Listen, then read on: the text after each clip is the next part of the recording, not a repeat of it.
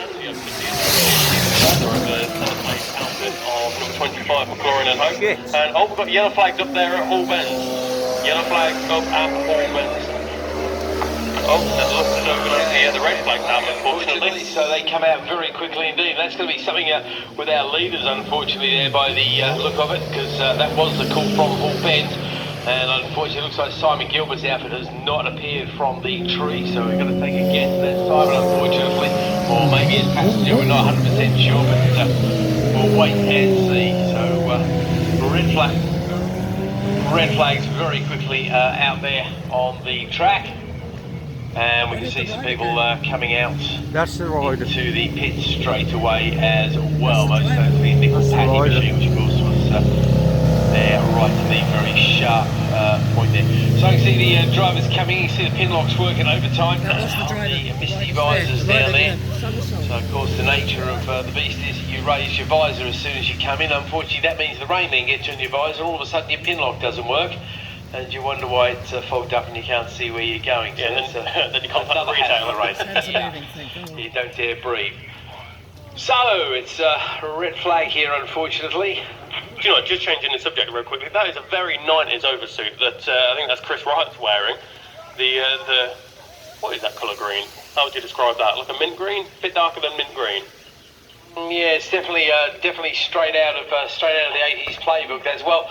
Got to remember that Chris Wright and Paul Bailey did race in the 90s/80s. So because Chris Wright was at this for a long time, he raced at a European level at one stage there. So came back a couple of years ago. Oh, he knows what he's doing then? Oh yeah, no, he was rather quick. I think he might have won a European race at Donington or something like that back in the day. So yeah, no, he's a very, very quick driver, and having a chat there with his loyal sidekick there. They remind me of Penn and Teller, those two, actually. It just suddenly occurred to me. I was watching Penn and Teller do Robin Ramesh the other day, and that's what those two remind me of. There you go, you can relay that to them in the paddock as well, and happily tell Chris straight over the top and up to the top of the bank. Virtually in a handstand. Yesterday. But, they're on the grid there, obviously all the outfits switched off, having a chat amongst themselves. So good camaraderie amongst a lot of the teams, of course.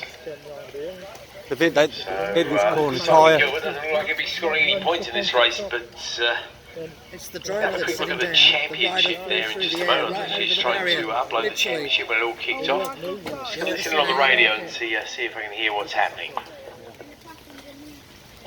What down here on the start-finish straight, at least, and say the riders and the passengers, not in their own team, but also just having a conversation with other riders from the other teams, which is always good to see. I suspect there's going to be one common opinion out there, and that in fact will be that it's very wet. It's very wet out there at Cadwell Park. If you are listening on the TSL website, it is still raining, which is not very good, but it's certainly providing some good action so far. What I like down there is that we've got race leaders at the time with the red flag there, number 88, Scott Patty and Craig Nichol down there. It's Craig Nichol down there with the Can't believe I got that on camera. orange t-shirt on. There's been I've got it on camera, yeah. Flap in the wind. There's a high-tech solution. Classic solution, that one, I'm afraid, mate. The old gaffer tape. You can't go racing without gaffer tape. Gaffer tape is... Gaffer tape and cable ties. Gaffer tape is basically the force that holds the universe together. It's what dreams are made of. It has a light side and a dark side. Yes. So I just heard on the radio there, there's a bit of damage to the scenery apparently. That's what's causing the delay, but apparently there's no damage to Simon or Anne. So that's all genuinely good news. I don't know if they're going to be able to retake the start here, unfortunately. That's why you've got to build up that very healthy championship lead early in the season. It means that nobody's going to come along and nick it from you. Yeah, it's nice to have that buffer, isn't it? Especially 209 points.